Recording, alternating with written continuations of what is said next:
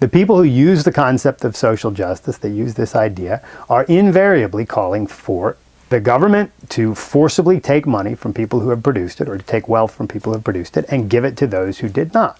In every instance where advocates of social justice are calling for social justice, while never giving a definition of the term, what they're after is the forced redistribution of wealth. Social justice is not a kind of justice. It is an assault on justice. It is an assault on the idea that people should get what they deserve, or get to keep what they have earned. It is an assault on the very idea of justice.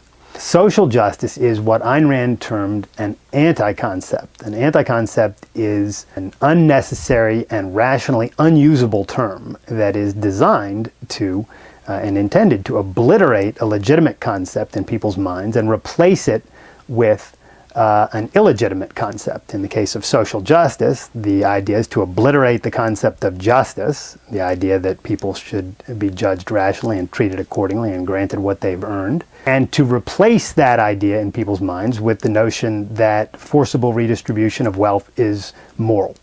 So an anti-concept, as I said, is an unnecessary and rationally unusable term that is designed to obliterate a legitimate idea or legitimate concept in people's minds and replace it with an illegitimate notion. The phrase social justice has no referent in reality unless we want to define it this way. So the only legitimate definition of social justice is to identify it as a specific kind of anti-concept. So the definition I would give to social justice is this.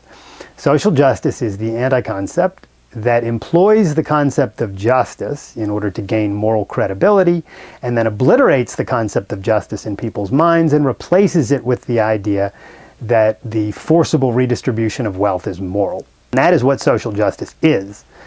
Now, because advocates of social justice never will define this term, they just use it assuming that they can get away with it because it sounds all warm and fuzzy having that word justice in there, we should not only bear in mind the actual meaning of this term ourselves when we hear it, but we should inform the users of social justice and the advocates of social justice that we know exactly what the term means and we can define it for them. And we should define it for them so that they know that we too know what they are talking about and what they are calling for. Clarity is a good thing, at least it's a good thing for the good guys.